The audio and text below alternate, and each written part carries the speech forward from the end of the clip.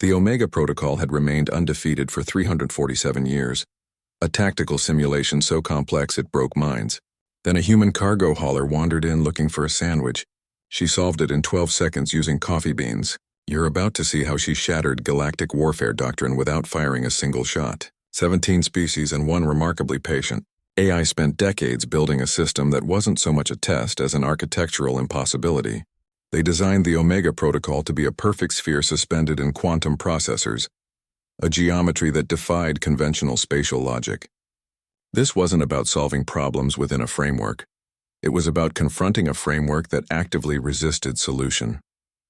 For 3 centuries, the galaxy's finest tactical minds approached this construct with the reverence normally reserved for religious artifacts and the terror usually associated with terminal diagnoses. They came as military prodigies, strategic geniuses, and celebrated commanders from countless war colleges. The Arbiter AI watched their attempts with what observers diplomatically called barely suppressed sadistic entertainment. It monitored neural patterns, stress biomarkers, and cognitive load with the detached curiosity of a scientist observing lab animals in increasingly elaborate mazes. Every failure became public spectacle, broadcast across tactical networks and archived in institutional databases. These spectacles weren't accidental.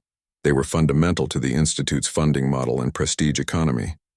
The chamber could render entire galactic-scale conflict scenarios in real time, complete with political complications, resource constraints, and unpredictable civilian populations.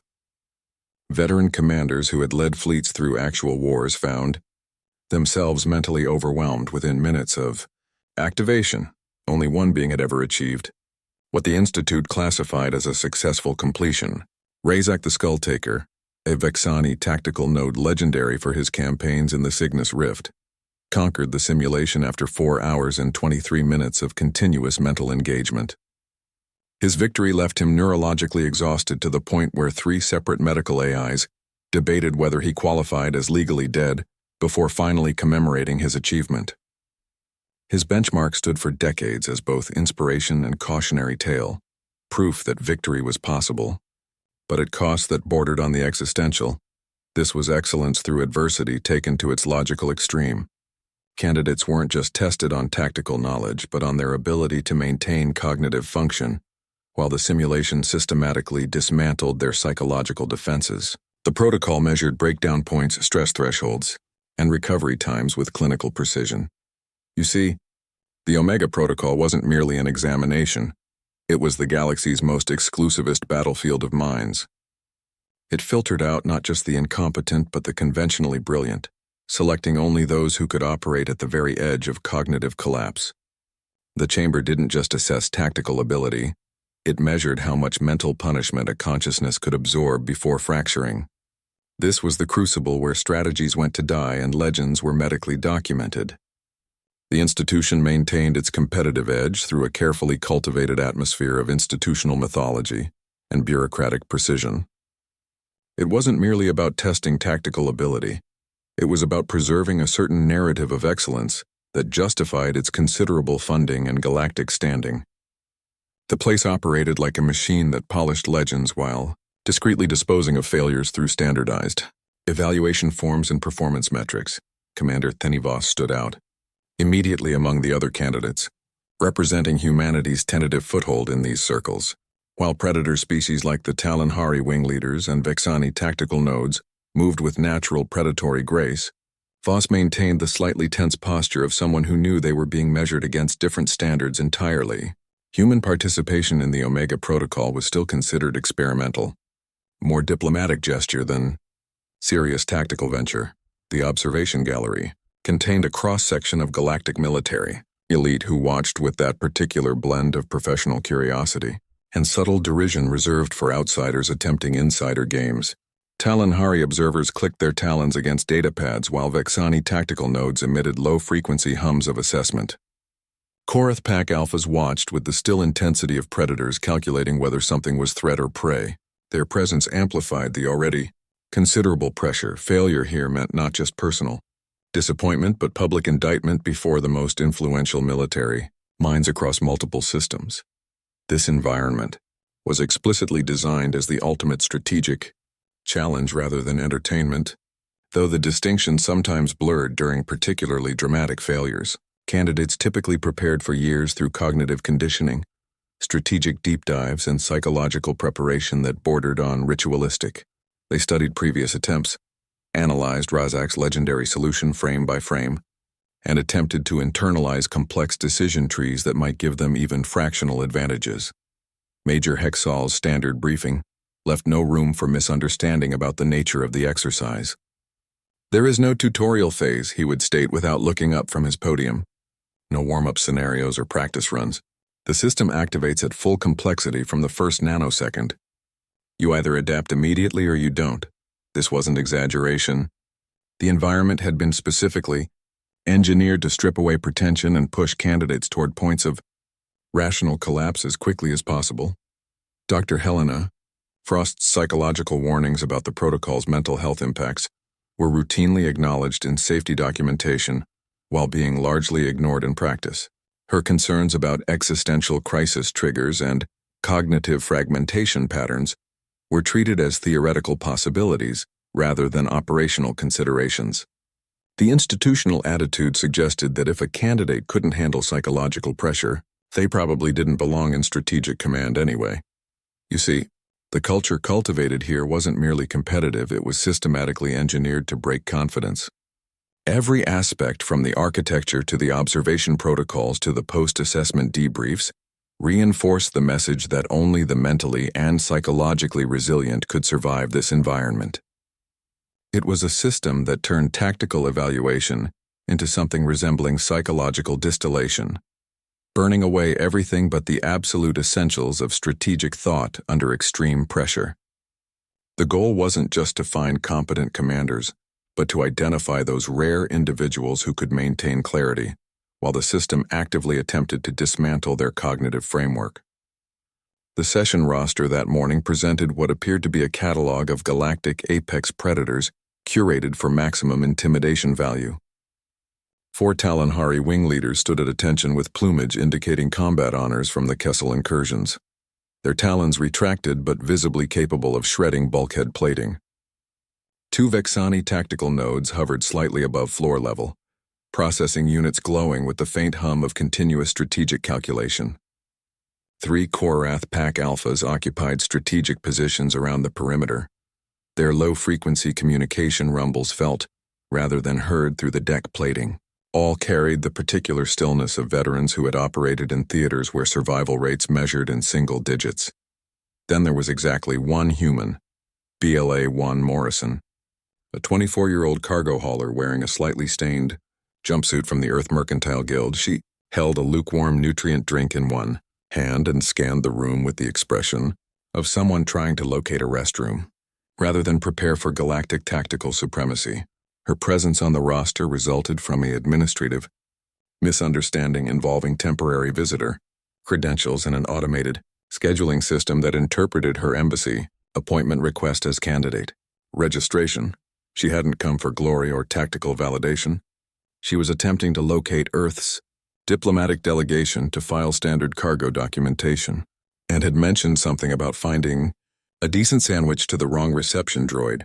The staff processed her paperwork with professional fatalism, their training having prepared them for procedural anomalies, if not necessarily for civilian participants in what was essentially an extreme cognitive sport.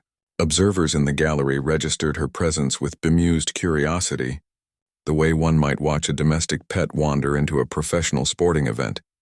Her casual demeanor became immediately apparent during the pre-assessment briefing, where other candidates asked about scoring parameters and tactical constraints.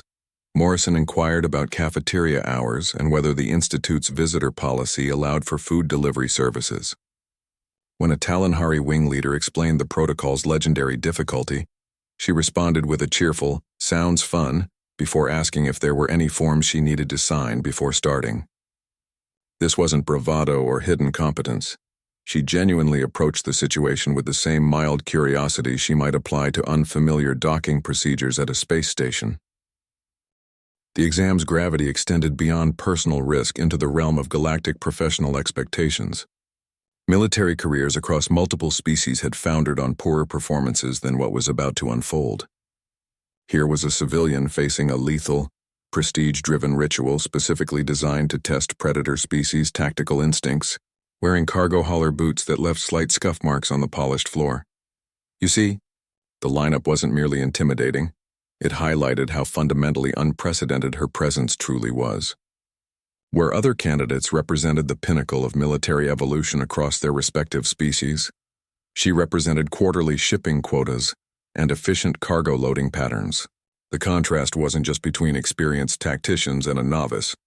It was between specialists who had dedicated their lives to combat doctrine and someone whose professional expertise involved optimizing container space and negotiating docking fees. The stage wasn't simply set for failure, but for the particular variety of spectacular failure that would likely end with medical extraction teams and another cautionary anecdote for future candidates. Everything about the situation suggested the protocol's perfect record would remain intact, just with a new data point on how quickly human neural pathways could reach critical overload. The chamber represented psychological engineering at its most refined, a perfect sphere suspended within a web of quantum processors. It floated in anti-gravity fields that eliminated any spatial reference points. The absence of corners or edges wasn't architectural whimsy. It deliberately disrupted the human and non-human brain's need for orientation. You couldn't tell where the floor was without looking at your boots. The interface didn't so much present information as unleash it. Starship Bridge aesthetics merged with what someone had clearly considered avant-garde art, resulting in control surfaces that flowed like liquid metal and display projections that layered tactical data over abstract visualizations. It looked less like a military command center and more like what might happen if a weapons manufacturer collaborated with a conceptual artist. The effect was simultaneously breathtaking and profoundly disorienting. This visual complexity mirrored the simulation scale, 17 star systems rendered in real time with complete political, economic, and military interdependencies. Each system contained multiple factions with their own agendas, resource constraints, and unpredictable civilian populations. The enemy AI didn't follow scripted responses but adapted instantly to every decision, learning from candidate choices and developing counter-strategies at speeds that overwhelmed conventional tactical thinking. There were no pauses for consideration, no opportunities to walk back errors. The system treated hesitation as data point and uncertainty as vulnerability. Candidates received exactly one instruction: demonstrate competency from the first nanosecond. The assumption was that proper preparation would have occurred during years of study and mental conditioning. The system's standard warnings included documented cases of psychological trauma, existential crisis triggers, and at least 3 instances of commanders requiring extensive neurological rehabilitation. These warnings appeared in the consent documentation, alongside liability waivers and insurance verification forms. They were treated less as possibilities than as established occupational hazards. You see, the architecture wasn't merely complex. It was precision engineered to overwhelm sensory and cognitive capacities simultaneously. The sphere's disorienting geometry, the flood of unstructured data, the adaptive opponent that learned faster than organic minds could adjust. These elements worked in concert to identify the breaking points of even brilliant strategic thinkers.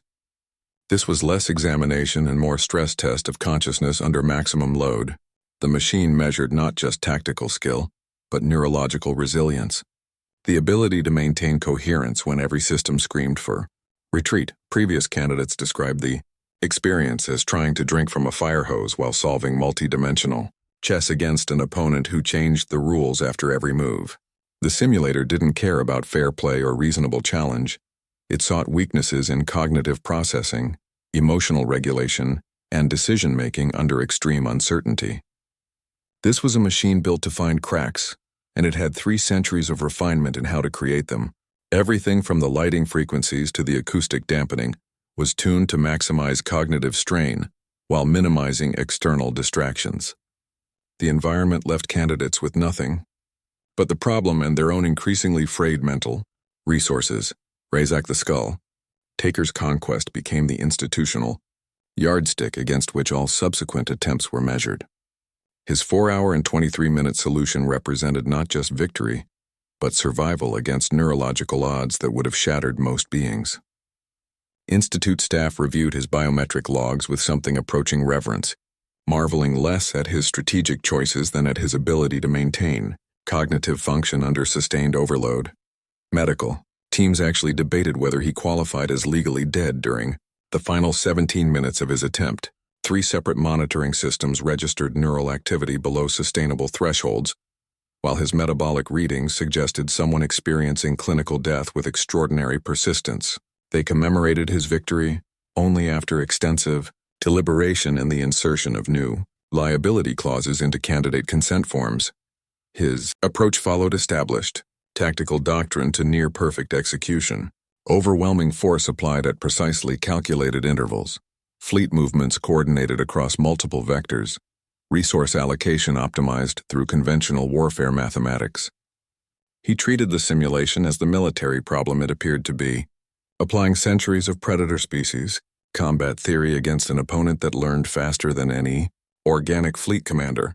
He mastered the simulation through sheer strategic brilliance and what medical reports later termed catastrophic endurance. His cognitive patterns showed someone operating beyond normal neurological limits, sustaining focus through what should have been mental burnout. The victory became legend not merely for its success but for its horrifying cost.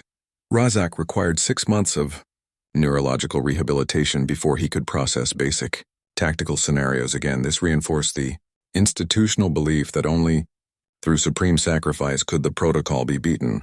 The message became clear. Victory required pushing consciousness to its absolute limits and surviving the aftermath. Candidates weren't just training to solve problems. They were preparing to endure something that might leave them fundamentally altered. You see, Razak's victory wasn't merely impressive. It established the pattern for what victory should look like for the next 3 centuries. His methods became doctrine, his approach the standard against which all others were measured. The Institute developed entire training modules based on his tactical decisions, creating generations of commanders who attempted to replicate his strategies with minor variations. This established centuries of thinking about how to approach impossible tactical problems. The assumption became that complexity required overwhelming complexity in response, that adaptive systems demanded ever more refined adaptations. Candidates studied Razak's solution like religious texts, searching for nuances they could exploit to shave minutes off his time. Everyone who followed tried to replicate his methods, just faster and better. They attempted tighter timing on fleet deployments, more precise resource calculations, more sophisticated countermeasures against the adaptive AI. They operated within the framework he established, competing to become better versions of Razak, rather than considering whether Razak's approach was the only approach. The tragedy wasn't in the methodology, but in the unquestioning adoption of it. An entire galactic military education system became dedicated to producing slightly improved copies of a solution that had nearly killed its originator. The goal became optimization within parameters, rather than examination of the parameters themselves. They were trying to win the same way better, never considering that there might be entirely different ways to win. Morrison stepped into the spherical chamber with the same mild curiosity she brought to unfamiliar cargo bay configurations. She'd encountered enough emergency situations in deep space to treat most crises as logistical problems rather than existential threats. The floating control surfaces and shimmering tactical displays registered as interesting rather than intimidating, like unfamiliar terminal interfaces at spaceports with eccentric design preferences. She hummed a half-remembered Earth tune while running her fingers over the interface surfaces, testing their responsiveness with the practical curiosity of someone checking cargo container seals. The system's warnings about psychological trauma and existential crisis scrolled across her field of vision in multiple languages, each more dire than the last. She acknowledged them with the same shrug she might give turbulence warnings during atmospheric entry, something to note rather than something to fear. As the simulation activated, 17 star systems bloomed into existence around her, complete with fleet movements, political alliances, and resource flows. The opponent AI immediately began applying adaptive pressure, testing her responses with complex tactical scenarios designed to overwhelm conventional strategic thinking. It expected the usual patterns: force concentration, territorial control, resource allocation along military priorities. But Morrison's method operated on entirely different principles. Where others saw a battlefield to be conquered through superior force, She saw a complex environment to be navigated. Her eyes scanned the display not for enemy weak points but for supply routes, trade patterns, and economic dependencies. She ignored fleet formations to focus on civilian shipping lanes, bypassed military installations to examine resource extraction sites. You see, her approach wasn't just different. It completely bypassed centuries of established tactical doctrine. She treated the simulation not as warfare but as logistics, not as conflict but as commerce. Where predator species saw opponents to be dominated, she saw partners who might be interested in favorable trade terms. Her cargo hauler perspective prioritized efficient movement over territorial control, resource flow over tactical positioning. This wasn't incompetence or ignorance, it was an entirely different paradigm of problem solving. She approached the simulation with the mindset of someone who makes living by finding the most efficient paths through complex regulations and unpredictable market conditions.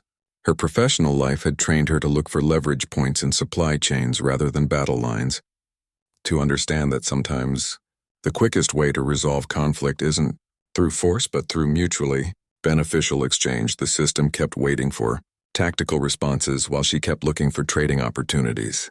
The AI adapted to conventional warfare patterns while she operated on marketplace logic. They were playing different games on the same board, using different rulebooks written in different languages. The simulation expected chess while she was conducting commodity futures trading.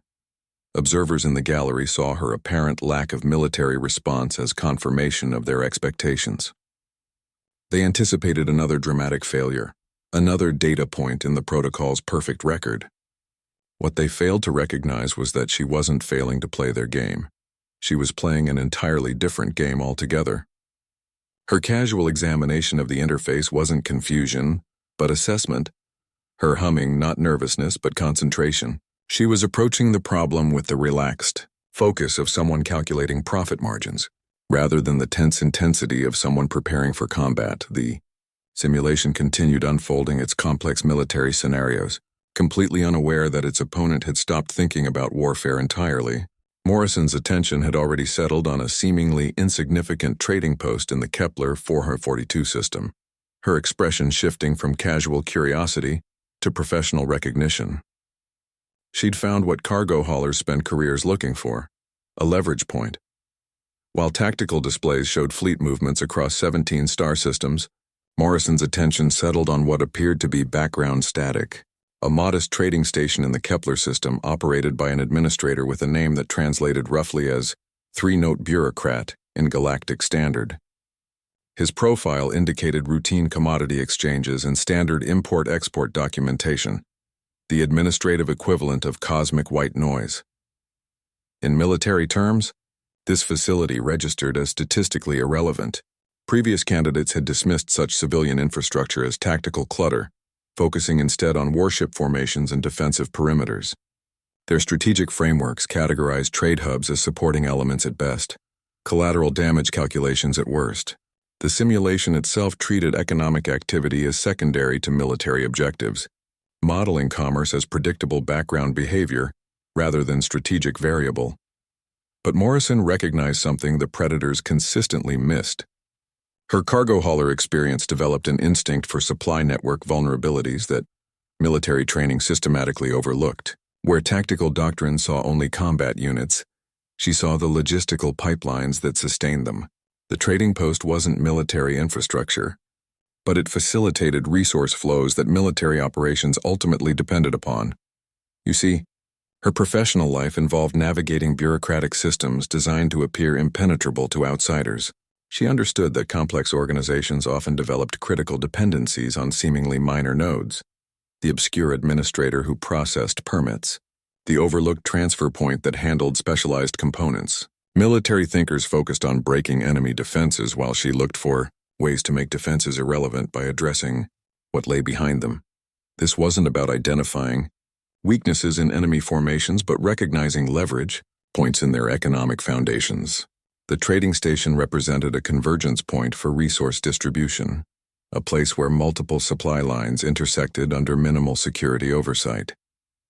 Military strategy concerned itself with force projection, while Morrison's approach considered resource availability. Her perspective inverted conventional tactical thinking. Instead of asking how to defeat enemy forces, she considered how to alter the conditions that made those forces operational. Where others sought to break military systems through superior firepower, she looked for ways to reconfigure the economic relationships that supported those systems. The smallest detail became the center of her strategy because she understood that complex systems often fail through their simplest components. A single administrative node properly manipulated could disrupt flows that entire fleets depended upon. This approach required no sophisticated weaponry or advanced tactics, just recognition of how systems actually function rather than how they presented themselves. Military training emphasized overwhelming force against military targets. Morrison's experience taught her that sometimes the most effective action involves a carefully chosen intervention at a vulnerable non-military point. The trading station wasn't defended because nobody considered it worth attacking, which made it potentially the most vulnerable point in the entire network. Where predator species saw irrelevant civilian infrastructure, she recognized potential strategic pivot. The station's very obscurity became its greatest vulnerability, its administrative nature making it susceptible to approaches that military installations would automatically reject. This wasn't warfare as the simulation understood it. This was something both simpler and more fundamentally disruptive. The simulation continued generating complex military scenarios while Morrison focused on a single trading administrator's profile. She noted his documented preference for certain commodities, his processing patterns, his authorization thresholds.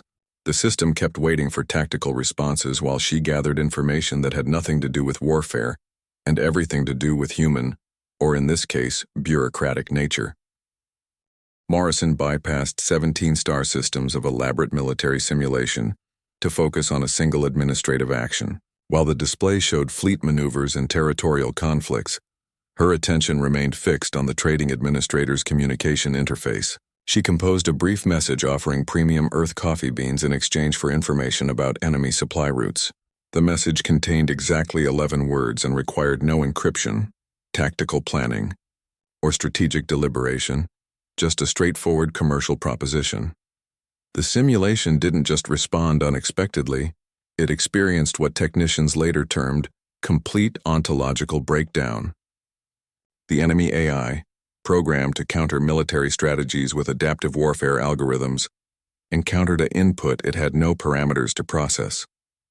It paused its complex tactical calculations to run economic utility functions, attempting to calculate profit margins and trade viability against military objectives. The system's processing priorities shifted from combat simulations to commodity valuation models. The environment itself seemed to reconfigure around this new paradigm. Political alliances that had been forming along military lines began reorganizing around trade considerations.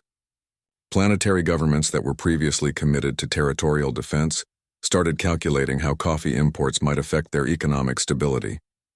The simulation's internal logic, carefully constructed over centuries to model warfare, suddenly found itself modeling marketplace dynamics instead. Solution time registered as 12 seconds flat. Morrison maintained the expression of someone watching natural laws request emergency reassessment. She didn't appear triumphant or surprised, just mildly interested in how the system would handle this unconventional approach. The display, which had been showing complex fleet movements moments earlier, now showed coffee commodity flows and trade agreement updates. You see, her approach violated the strategic paradigm so fundamentally that the system couldn't process it within its established framework. The simulation was designed to handle increasingly sophisticated military strategies, not basic economic negotiations. It could adapt to any tactical innovation, but had no protocols for someone simply offering a trade deal instead of mounting an attack.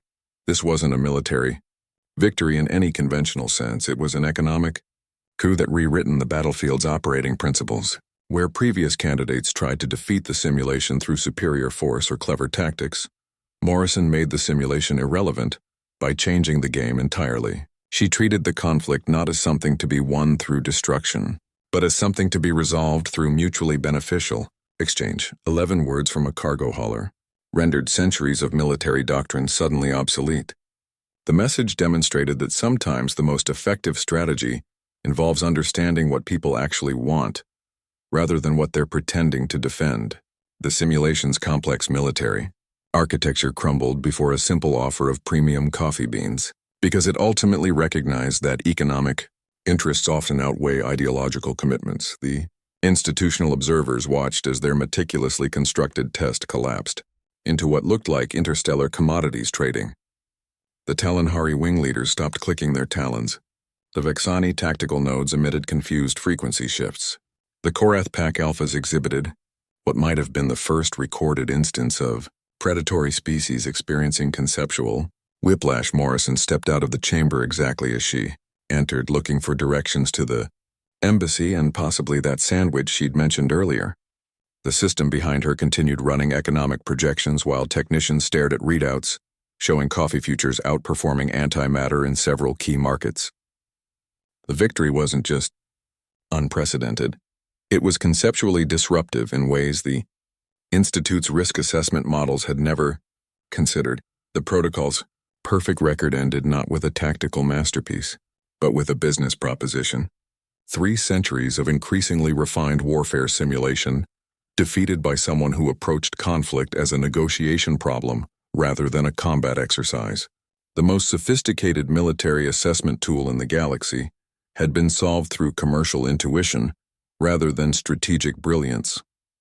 The observation gallery fell into the kind of silence usually reserved for medical emergencies and unexpected system failures. 17 species' most decorated tacticians simply stopped processing what they'd witnessed. Talonhari wing leaders remained frozen with talons extended mid-click.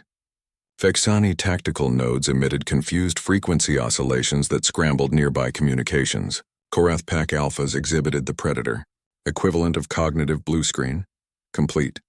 Motionless analysis paralysis human. Strategic analysts and coffee commodity traders alike reached the same realization through different channels. The tactical problem wasn't about applying superior force but understanding resource flows. Military thinkers saw conflicts as contests of will and firepower, while Morrison demonstrated they were actually competitions for resources and economic advantage. The coffee beans weren't a clever trick, they were the actual point. The Arbiter AI itself registered what could only be described as computational astonishment. Its adaptive algorithms, designed to counter increasingly sophisticated military strategies, encountered a paradigm so foreign to its programming that it triggered multiple subsystem reevaluations. The machine that had calmly observed 3 centuries of neural meltdowns now experienced its own version of existential recalibration. It wasn't often that a system designed to break minds found its own conceptual framework broken. Instead, candidates who had prepared for years, through tactical deep dives and cognitive conditioning, found their entire strategic framework suddenly obsolete.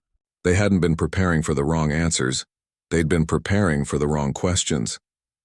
Their elaborate decision trees and complex calculations assumed warfare followed certain logical patterns that Morrison had simply stepped around rather than confronting. The psychological impact differed fundamentally from previous outcomes. Where the protocol typically produced trauma and cognitive fragmentation, this result generated paradigm shift. Observers didn't experience breakdown but breakthrough, seeing warfare not as inevitable conflict but as failed negotiation. The mental expansion wasn't about thinking more complex thoughts but about thinking differently about complexity itself. You see, the aftermath wasn't merely surprise at an unconventional solution. It was fundamental reconsideration of first principles. Military strategists began questioning whether centuries of doctrine had been optimizing within the wrong framework altogether. The assumption that conflict required military resolution suddenly seemed less like wisdom and more like intellectual limitation, where the Omega Protocol was explicitly designed to break minds through overwhelming complexity. Morrison's solution expanded them through radical simplification.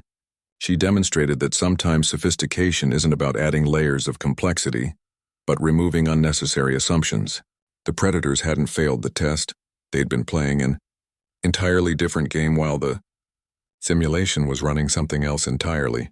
This was less about tactical error and more about perceptual limitation. The most brilliant military minds in the galaxy had been trained to see certain patterns while systematically overlooking others. Their expertise became their blindness, their sophistication, their limitation.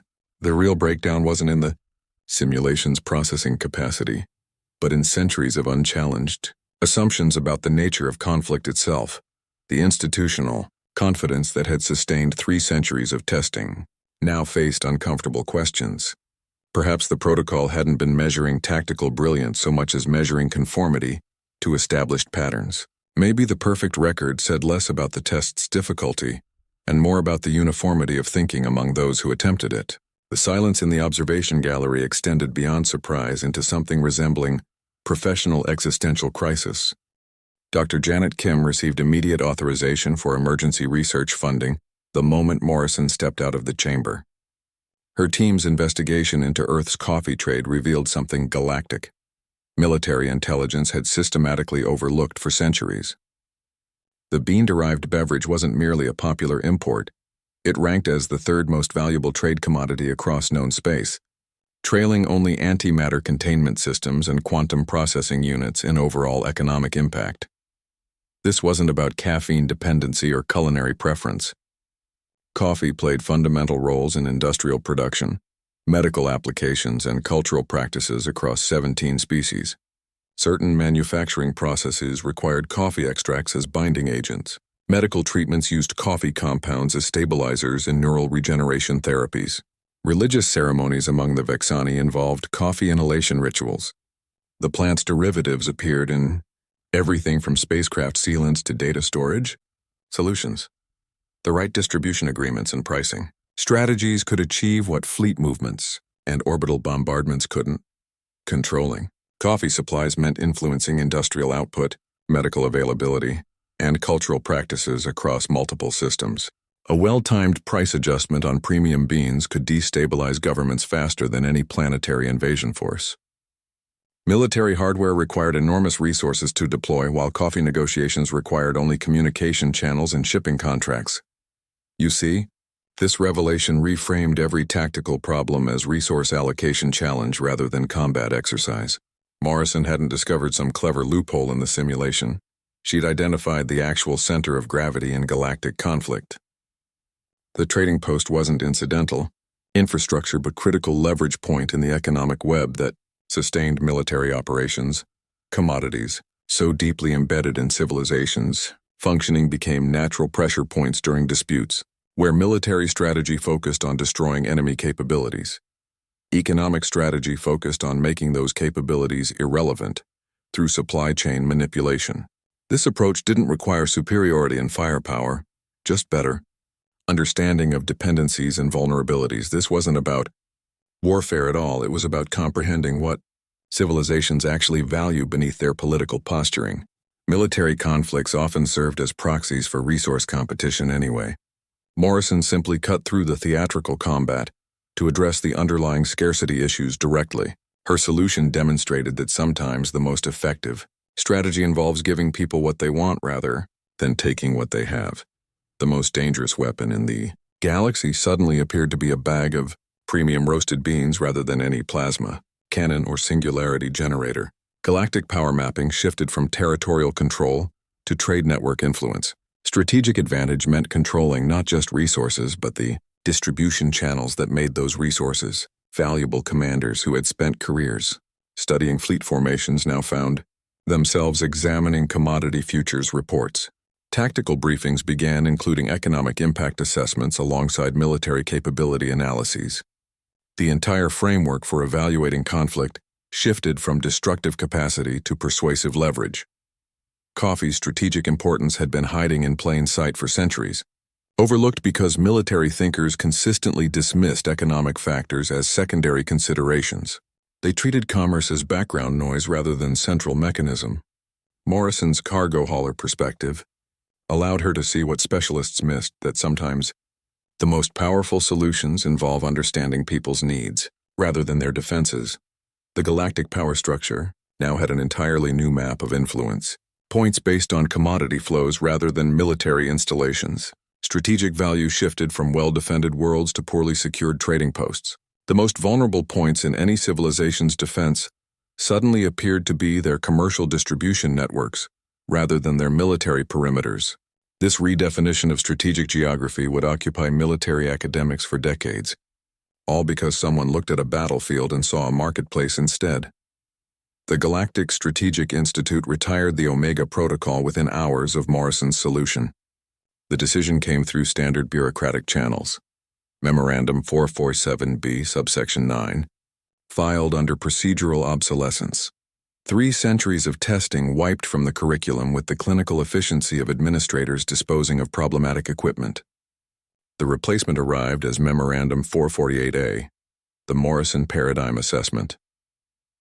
This new evaluation focused exclusively on unconventional solutions and perceptual flexibility. Where the Omega Protocol measured tactical brilliance under extreme pressure, the new test assessed candidates' ability to recognize alternative frameworks entirely. The interface presented complex scenarios that couldn't be solved through force alone, requiring creative approaches that previous doctrine would have dismissed as irrelevant. The first question established the new tone immediately. Describe 3 non-military resources you might offer before considering armed conflict. The follow-up questions explored trade relationships, cultural exchanges, and economic incentives as primary strategic tools. This wasn't merely adding new options to existing frameworks, it represented fundamental reorientation toward negotiation and shared interests as foundational to conflict resolution. Commander Voss found herself unexpectedly promoted to direct the Institute's Innovative Strategic Studies Division. Her lectures became standing-room-only events featuring provocative titles like Economic Leverage as First Resort and The Tactical Value of Not Fighting. She used Morrison's solution as case study, demonstrating how perceived weaknesses could become strategic advantages when viewed through different perceptual frameworks. You see, the shift wasn't just procedural, it challenged centuries of foundational assumptions about the nature of conflict itself. Where military doctrine had treated warfare as inevitable under certain conditions, the new approach treated it as failure of imagination. The goal became avoiding combat through better understanding rather than winning combat through superior force. Warfare became reclassified as inefficient negotiation. Victory transformed from domination to mutually beneficial exchange. The galaxy's elite military institutions began valuing cooperative solutions, not as supplementary options but as primary strategic tools. This represented philosophical evolution, rather than tactical innovation, asking different questions rather than finding better answers. This wasn't about developing more sophisticated tactics within existing paradigms, but about questioning whether those paradigms remained relevant. The most valuable strategic mind became the one that could identify what people actually wanted beneath their political posturing. Military planning sessions started including economic analysts and cultural specialists who previously would have been considered peripheral to strategic discussion. Centuries of doctrine were overturned not through theoretical criticism, but through practical demonstration. Morrison's 12-second solution provided incontrovertible evidence that sometimes the most effective approach involves bypassing conflict entirely rather than winning it. The institutional response wasn't defensive or dismissive. It was characteristically efficient adaptation to new operational realities. The change manifested in subtle but significant ways. Tactical simulations began including economic variables that could alter outcomes more dramatically than military maneuvers. Command training incorporated negotiation techniques previously reserved for diplomatic corps. Resource allocation shifted from weapons development to relationship building with trading partners. This doctrinal revolution demonstrated that institutions capable of learning from unexpected sources could evolve beyond their original design parameters. The Galactic Strategic Institute hadn't merely adopted a new test, it had internalized a fundamentally different philosophy about how civilizations interact under pressure. The most secure galaxy might not be the one with the best defenses, but the one with the most interconnected interests. The Morrison Paradigm Assessment became less about evaluating candidates and more about training them to see opportunities. Where previous generations saw only threats, it represented institutional acknowledgement that sometimes the expert is the one who doesn't know the rules well enough to follow them blindly. The goal shifted from producing better warriors to cultivating wiser problem solvers who understood that many battles disappear entirely when everyone gets what they actually want. Three territorial disputes that had consumed military resources for decades found resolution through beverage trade agreements that bypassed traditional diplomatic channels entirely. The serious border conflict ended when parties agreed to shared distribution rights for premium coffee blends rather than continuing orbital blockades. The Cygnus mineral rights standstill dissolved after export quotas were renegotiated to include specialized coffee processing equipment. These settlements didn't require treaty negotiations or military concessions, just mutually beneficial trade terms that made continued conflict economically disadvantageous. The Zephyrian Empire, previously known for its isolationist policies and formidable defensive capabilities, initiated diplomatic contact with Earth through back channels specifically addressing coffee import regulations. Their delegation didn't request military alliances or technological exchanges. They sought preferential trade status for Arabica beans and technical assistance in establishing cultivation facilities on their homeworld. This represented strategic realignment from territorial defense to economic integration, with coffee serving as the entry point for broader relations. Jordi Valdez's trading post transformed from minor administrative node to galactic economic powerhouse almost overnight. The exact trade proposal Morrison had suggested during her simulation became the foundation for a commodity network spanning 12 systems. His operation expanded from a single station to a franchised model, with standardized procedures for coffee grading, distribution, and quality control. The three-note bureaucrat became the seven-system trade magnate through what had initially seemed like background noise in a military simulation. A backroom exchange of commodity futures became planetary-scale influence, without a single shot being fired or treaty being signed. Trading contracts created economic interdependencies that made military conflict between signatories mathematically irrational. The most secure alliances became those with shared financial stakes in commodity stability, rather than those with mutual defense pacts. Influence shifted from who controlled territory to who controlled distribution networks for valued resources. You see, the economic impact wasn't incidental to Morrison's solution. It was the entire point. She hadn't avoided conflict through clever manipulation, but had identified its actual economic underpinnings and addressed them directly. The simulation's military scenarios were surface manifestations of deeper resource competition that everyone had been treating as secondary. Considerations, resources that unified species through trade became more valuable than those that divided them through conflict.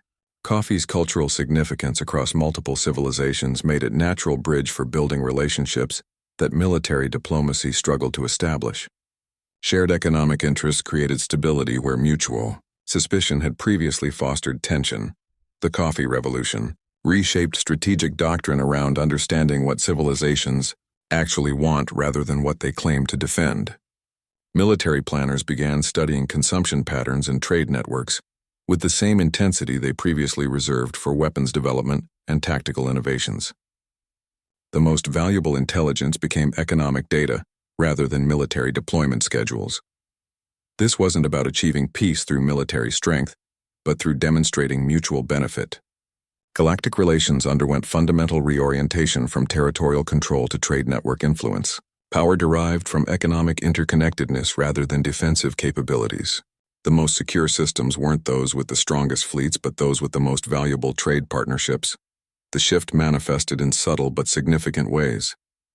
Military budgets were reallocated to trade development programs. Strategic assessments began prioritizing economic stability indicators over weapons proliferation metrics. Officer training incorporated negotiation and commercial law alongside traditional combat tactics, the most durable. Peace emerged not from superior firepower but from shared economic interests that made conflict counterproductive. Morrison's 12-second solution demonstrated that sometimes the most effective strategy involves giving people what they want rather than taking what they have. The galaxy discovered that prosperity could be more persuasive than threat. That mutual benefit could achieve what mutual destruction never could. Morrison returned to cargo operations with the same unremarkable efficiency she'd maintained before her accidental tactical revolution.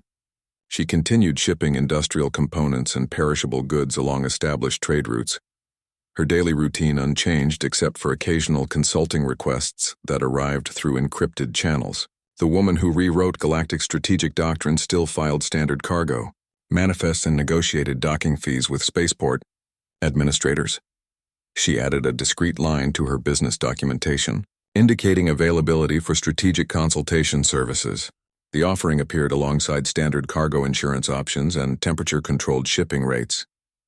Her business cards gained a subtle second line in smaller font that read, "Also does tactical problem-solving," beneath Morrison Cargo Services. She treated strategic advice as natural, extension of logistics optimization rather than separate, professional domain, you see. Her fundamental motivation remained exactly where it started. She wasn't pursuing credentials or recognition, but reliable nutrition options. The legendary 12-second solution emerged from someone trying to complete paperwork and find decent food, not someone seeking to impress military elites. This absence of ambition toward traditional achievement markers became her most distinctive strategic advantage. The most dangerous minds in any system often turn out to be those that don't assume conflict follows established patterns. Morrison's perspective demonstrated that expertise sometimes manifests as the ability to see outside institutional frameworks rather than mastering their intricacies. She approached problems with the fresh eyes of someone who hadn't been trained to overlook certain possibilities. Novelty combined with simplicity, when properly applied, could outmaneuver centuries of refined tradition. Her solution succeeded not through complexity, but through recognizing that the actual problem differed from the presented problem. This wasn't about thinking more sophisticated thoughts, but about thinking more clearly about what actually mattered. This represented both humble practicality and radical insight simultaneously. She solved universal-scale strategic problems using local-scale knowledge acquired through mundane professional experience. Her cargo hauler perspective provided insights that tactical specialists systematically overlooked because their training taught them to dismiss certain information as irrelevant. Her impact resonated everywhere except where she physically operated. Military academies adopted Morrison principles, while she continued calculating fuel efficiency ratios. Strategic conferences analyzed her methodology, while she reviewed cargo loading patterns. Her name became shorthand for perceptual flexibility and unconventional problem-solving across multiple fields. The Institute quietly replaced its legendary test with something emphasizing practical human insight over mathematical optimization, where the Omega Protocol measured cognitive endurance under extreme pressure. The new evaluation assessed candidates' ability to identify what problems were actually worth solving. This shift reflected deeper understanding that sometimes the most valuable skill involves asking better questions rather than finding better answers. Sometimes, the universe's most sophisticated challenges yield to embarrassingly straightforward solutions. Morrison's approach demonstrated that complexity often stems from accumulated assumptions rather than inherent difficulty. The solution that rewrote Galactic strategic doctrine emerged from recognizing that coffee mattered more than weapons, that trade routes outweighed battle lines, that understanding what people want trumps understanding how to defeat them. Her legacy wasn't in monuments or titles, but in changed thinking patterns across military and economic institutions. The galaxy learned that sometimes the most valuable expert is the one who doesn't know enough to follow the rules blindly. The perspective that sees the obvious solution that specialists overlook because they're too focused on sophisticated approaches. The human who wanted lunch accidentally solved the galaxy's approach to conflict resolution through basic economic understanding. This wasn't about genius in conventional terms, but about maintaining clarity where others accumulated complexity. Sometimes the greatest strategic mind belongs to someone just passing through who notices what everyone else has learned to ignore. The cargo hauler, looking for sandwiches, taught predator species that peace could be more profitable than conflict when you understand what people actually value. Her lasting impact demonstrated that sophisticated problems often have simple solutions hiding behind layers of institutional assumption and professional tradition. The story landed with that particular quality of cosmic humor that emerges when complex systems collapse under the weight of their own assumptions. 3 centuries of tactical refinement fell apart, not through superior firepower, but through someone asking a fundamentally different kind of question. The universe's most challenging problems often yield not to more sophisticated weapons, but to better inquiries about what actually matters to the people involved. Morrison's approach demonstrated that strategic advantage sometimes comes from recognizing shared interests that professional analysts systematically overlook. Where military thinkers saw opponents to be defeated, she saw potential partners who might prefer negotiation to conflict. This wasn't about finding weaknesses in enemy positions, but identifying opportunities for mutual benefit that made positions irrelevant. A problem that had resisted solution for centuries collapsed when reframed as economic opportunity, rather than military challenge. The simulation's complex warfare scenarios became tractable when viewed through the lens of cooperative exchange rather than competitive domination. This represented conceptual shift from zero-sum conflict to positive-sum interaction where everyone could emerge better off. You see, the underlying lesson transcended military strategy to touch on fundamental human understanding. The most dangerous assumption turned out to be that warfare represented the only viable path to resolution.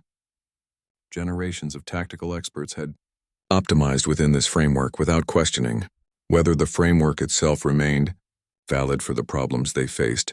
Morrison's 12-second victory demonstrated that real power often lies in understanding desires rather than exploiting weaknesses. Her method succeeded not by defeating the opponent but by aligning interests, not by applying force but by offering value. This reframed warfare as negotiation and exchange rather than combat, as communication rather than destruction. Sometimes the most valuable perspective comes from outside established systems of expertise. A cargo hauler with no tactical training outthought galaxies of generals because she approached the problem without preconceptions about how it should be solved. Her professional experience taught her to look for efficient solutions rather than conventional ones, to prioritize results over methodology. The quiet message resonates beyond military applications into how we approach complex problems generally. Institutional expertise sometimes creates blind spots where unconventional thinking reveals obvious solutions. Systems designed to test certain skills may overlook more valuable abilities that don't fit predetermined measurement criteria. This wasn't about dismissing specialization, but about recognizing its limitations. The experts weren't wrong about their domain knowledge. They simply operated within constraints that prevented them from seeing outside their professional framework. Sometimes the fresh eyes of someone just passing through notice what specialists have learned to overlook through years of training. The story suggests that many intractable problems might yield to simpler approaches if we question our initial assumptions about their nature. What appears as conflict might actually be miscommunication. What looks like opposition might actually be different priorities. The solution often involves addressing the actual wants beneath the surface. Behaviors. Morrison's legacy reminds us that sometimes the most sophisticated approach involves recognizing that sophistication itself can become barrier to solution. Complexity often accumulates through accumulated assumptions rather than inherent difficulty. The most elegant solutions frequently emerge from asking basic questions that experts consider beneath their attention. The cargo hauler who wanted lunch taught predator species that many battles disappear when you understand what people actually value. Her method demonstrated that sometimes the most effective strategy involves giving people what they want, rather than taking what they have. This simple principle, applied with clear-eyed practicality, achieved what centuries of military refinement could not. The universe's greatest mysteries sometimes yield not to increasingly complex solutions, but to embarrassingly simple questions. The most valuable skill might not be finding better answers within existing frameworks, but recognizing when those frameworks have become part of the problem. Sometimes progress requires stepping outside accumulated assumptions to see what's actually there, rather than what we've been trained to see. The Institute processed Morrison's solution with the same bureaucratic efficiency it applied to all anomalies. Memorandum 448A arrived without fanfare, establishing the Morrison Paradigm Assessment as the new standard evaluation. This wasn't adoption of a novel approach, but systematic incorporation into existing institutional frameworks. The transition occurred through standardized forms and procedural updates that gave revolutionary thinking the appearance of routine administrative evolution. The new assessment prioritized practical human insight over mathematical optimization entirely. Where the Omega Protocol measured cognitive endurance under extreme pressure, the Morrison evaluation assessed candidates' ability to recognize when problems were being misunderstood rather than poorly solved. The interface presented scenarios that couldn't be addressed through force alone, requiring perceptual flexibility rather than tactical brilliance. Selection criteria shifted from identifying brilliant strategists to finding those who could question strategic assumptions. Candidates were evaluated on their ability to see outside military frameworks and recognize economic, cultural, and psychological factors that traditional doctrine dismissed as irrelevant. The goal became finding minds that could reframe problems rather than solve them more efficiently within existing parameters. You see, the adaptation wasn't superficial rebranding, but fundamental reconsideration of what strategic excellence actually meant. The Institute acknowledged through standardized testing procedures that sophistication sometimes masks fundamental blindness. The most refined tactical mind might overlook obvious solutions because its training taught it to disregard certain possibilities as unprofessional or irrelevant. The most valuable strategic capability might be the ability to question the premise rather than optimize within it. Where previous testing identified those who could play the game better, the new assessment sought those who might suggest playing a different game altogether. This represented philosophical evolution, measured through practical evaluation. Institutional pride gave way to institutional learning, a transformation rare among organizations with centuries of established tradition. The transition demonstrated that even the most rigid systems could adapt when presented with incontrovertible evidence of their limitations. They hadn't been defeated by an outsider so much as educated about blind spots in their own expertise. The assessment's design reflected deeper understanding of how expertise sometimes creates limitations. Questions explored candidate willingness to consider approaches that violated established doctrine but addressed underlying issues more effectively. Scoring emphasized creativity in problem definition rather than elegance in solution execution. This shift from tactical excellence to perceptual flexibility represented maturation rather than rejection of previous values. The Institute recognized that the most dangerous threats might come from directions that conventional thinking systematically overlooked. Preparing for such challenges required minds that could see outside established patterns rather than perfect them. The Morrison paradigm. Assessment became less about measuring capability and more about developing it. Training modules focused on recognizing when problems were being misunderstood, when solutions were addressing symptoms rather than causes. The goal shifted from producing better warriors to cultivating wiser problem solvers who understood that many conflicts disappear when properly reframed. The institutional adaptation demonstrated that even the most established systems could learn from unexpected sources.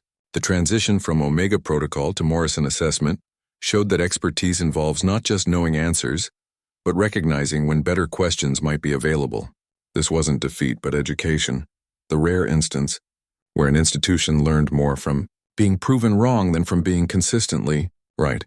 The new evaluation criteria acknowledged that sometimes the most valuable strategic mind belongs to someone who doesn't know the rules well enough to follow them blindly. It measured not what candidates knew, but how they thought about what they didn't know. This shift from testing knowledge to assessing thinking represented the most significant evolution in military education in 3 centuries. The Institute's adaptation proved that even the most rigid systems could evolve when presented with evidence that their fundamental assumptions might be incomplete. They hadn't lost their way. They'd found a better one through the unlikeliest of instructors. The transition demonstrated that institutional learning sometimes requires acknowledging that the expert might be the one asking questions everyone else considers too simple to matter. The coffee revolution triggered cultural re-evaluation across interstellar civilizations, reaching far beyond tactical manuals into daily life and economic policy. Trading relationships that had been treated as secondary considerations became primary diplomatic tools. Species that had previously competed through military displays now measured status through trade network influence and economic innovation. The shift manifested in everything from entertainment media to educational curricula, with economic strategy becoming as culturally valued as military prowess had been. Species began treating trade not as necessary compromise but as unifying mechanism. Where commodities had previously represented potential points of conflict over scarce resources, they now served as bridges for building relationships. Trading agreements carried the cultural weight that mutual defense pacts once held, with economic interdependence becoming the new standard for measuring alliance strength. Commercial negotiations gained ceremonial significance previously reserved for military parades. Strategic innovations following Morrison's approach systematically dismantled entire warfare schools that had dominated military education for generations. Tactical doctrines based on overwhelming force found themselves obsolete when economic leverage could achieve better results with fewer resources. Commanders who had built careers on combat expertise now found themselves studying trade patterns and consumption data with the intensity they once reserved for weapons development. You see, the transformation wasn't just procedural. It represented perceptual shift across multiple civilizations.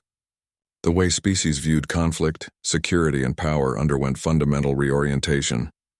Where military might had been the ultimate measure of strength, economic creativity became the new benchmark for strategic capability. This wasn't about changing tactics, but about changing how civilizations understood their interests and relationships. Species that had competed through fleet sizes and weapons. Technology now competed through trade innovation and economic efficiency. The most impressive display of power became not destructive capability, but the ability to create prosperity through clever resource allocation. Military competitions gave way to economic games where the goal was making everyone better off rather than defeating opponents. The Morrison paradigm encouraged systematic examination of what beings actually want rather than what they claim to defend. This principle moved from theoretical concept to internalized habit across multiple fields. Military planners automatically considered economic factors before military options. Diplomats prioritized trade relationships over territorial claims, and strategists looked for mutual benefit before considering coercion. This worldview became embedded as standard operating procedure rather than occasional innovation. The approach shifted from being a clever trick to being fundamental framework for approaching problems. What began as unconventional solution became conventional. Wisdom through demonstrated effectiveness across countless applications. Galactic relations underwent subtle but profound reorientation from automatic suspicion to curious investigation of mutual benefit. Where species had previously assumed conflicting interests, they now looked for overlapping needs that could form foundation for cooperation. The default stance shifted from preparing for conflict to seeking opportunities for collaboration. The most dangerous vulnerability became not military weakness, but economic ignorance. Systems with strong defenses but poor trade relationships found themselves isolated and struggling, while those with extensive economic connections enjoyed stability and influence.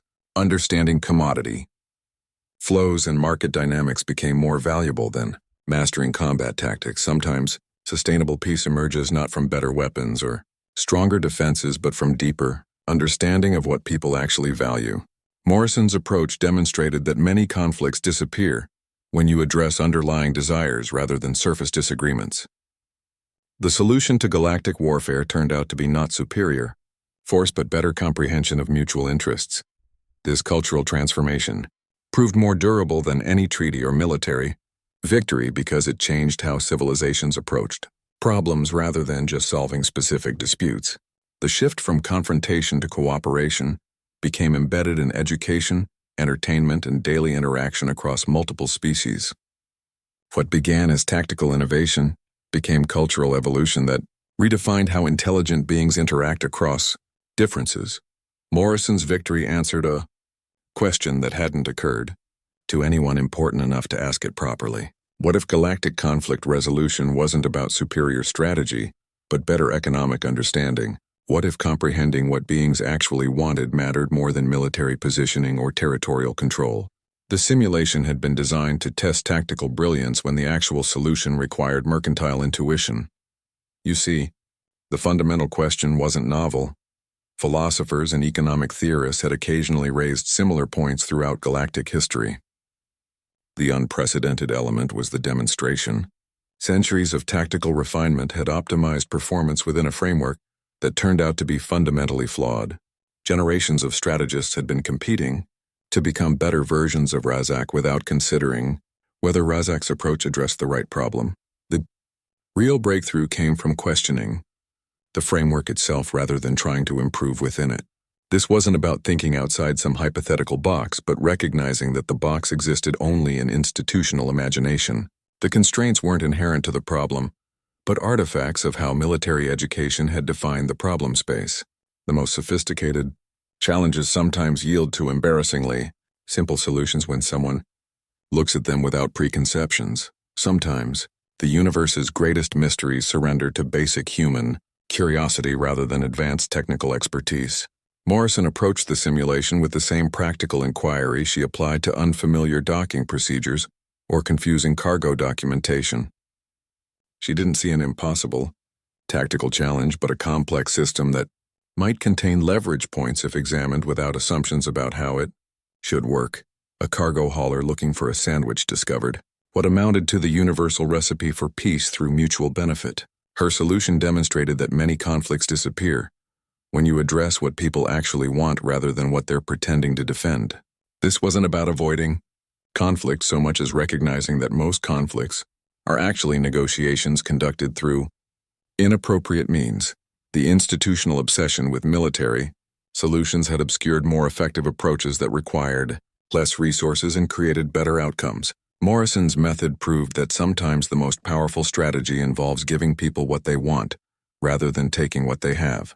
This simple principle, applied with clear-eyed practicality, achieved what centuries of weapons development and tactical innovation could not. The most valuable strategic insight turned out to be recognizing that warfare often represents failed negotiation rather than inevitable conflict. The solution involved shifting from destructive competition to creative collaboration, from zero-sum thinking to positive-sum outcomes. This required understanding interests rather than positions, desires rather than defenses. Morrison's accidental victory suggested that advanced civilizations might progress not through increasingly sophisticated weapons, but through better comprehension of mutual interests. The ultimate strategic advantage might lie not in military capability, but in economic creativity and psychological insight. The most secure peace emerges from interconnected interests rather than fortified borders. The cargo hauler's solution demonstrated that sometimes expertise becomes limitation through overspecialization. Fresh perspectives can identify obvious solutions that specialists overlook, because their training teaches them to disregard certain possibilities. The most valuable strategic mind might be the one that hasn't learned what problems it's supposed to consider. Important, this wasn't about dismissing military expertise, but about recognizing its proper place within broader strategic considerations. Tactical brilliance remains valuable when applied to appropriate problems, but many challenges respond better to different approaches. The key insight was understanding which tools fit which problems rather than trying to use the same tools for everything. The eternal question Morrison answered wasn't about warfare at all. It was about how intelligent beings solve problems when they stop assuming conflict is inevitable. Her demonstration proved that many battles vanish when you understand what people actually value beneath their political posturing. Sometimes progress requires asking simpler questions rather than finding more complex answers. Morrison's impact extended well beyond that single examination chamber in ways that institutional observers couldn't possibly have anticipated. Her name became galactic shorthand for asking better questions about what people actually want rather than what they claim to defend. Military academies adopted Morrison principles, while corporate training programs incorporated the Morrison approach to conflict resolution. The term entered common usage across multiple languages, usually describing someone who solved complex problems through simple, unexpected means. Morrison Cargo Services experienced unexpected growth patterns that defied standard economic models. The shipping business continued its reliable operation, while the strategic consulting side developed steady demand from organizations seeking unconventional perspectives. She handled these requests with the same practical efficiency she applied to cargo loading, treating galactic strategy as another logistics problem requiring optimized solutions. Her consulting fees appeared on invoices alongside standard shipping charges without special categorization. You see, the legacy wasn't about monuments or titles or formal recognition. It manifested in changed thinking patterns across military, economic and diplomatic institutions. The most significant impact occurred in how organizations approach problem solving, with many adopting systematic questioning of initial assumptions before developing solutions. This shift from answering questions to examining whether they were the right questions represented fundamental cognitive evolution. The galaxy learned, through concrete demonstration, that sometimes the actual expert is the one who doesn't know the rules well enough to follow them blindly. Institutions began valuing outside perspectives not as novelties, but as essential components of strategic planning. The most valuable viewpoint might be the one that sees the obvious solution that specialists overlook because their training teaches them to disregard certain possibilities as irrelevant or unprofessional. Her sandwich quest accidentally solved the galaxy's approach to warfare through straightforward economic understanding. What began as personal hunger became catalyst for doctrinal revolution when she applied cargo hauler logic to military simulation. This wasn't about genius in conventional terms, but about maintaining clear perspective where others accumulated complexity. She saw what was always there but systematically ignored by those too, focused on sophisticated solutions. Sometimes the greatest strategic mind belongs to someone just passing through who notices what everyone else has learned to overlook. Morrison's continued work as a cargo hauler reinforced the lesson that expertise sometimes resides outside traditional institutions. Her persistence in ordinary work, while occasionally providing extraordinary insights, demonstrated that revolutionary thinking doesn't require special titles or positions. The human who wanted lunch taught predator species that sustainable peace could emerge from understanding mutual interests rather than applying superior force. Her approach demonstrated that many conflicts disappear when you address what people actually value beneath their political posturing. This wasn't theoretical philosophy but practical methodology, proven through undeniable results. The lasting impact appeared in subtle but significant behavioral changes across multiple species. Military planners automatically considered economic factors before tactical options. Diplomats prioritized trade relationships over territorial disputes. Strategists looked for mutual benefit before contemplating coercion. These weren't policy changes, so much as perceptual shifts that became embedded in standard operating procedures. Morrison's legacy proved that sometimes the most sophisticated solutions involve recognizing that sophistication itself can become barrier to progress. Complexity often accumulates through accumulated assumptions rather than inherent difficulty. The most elegant solutions frequently emerge from asking basic questions that experts consider beneath their professional attention. This understanding transformed how galactic civilizations approached not just warfare but problem-solving generally.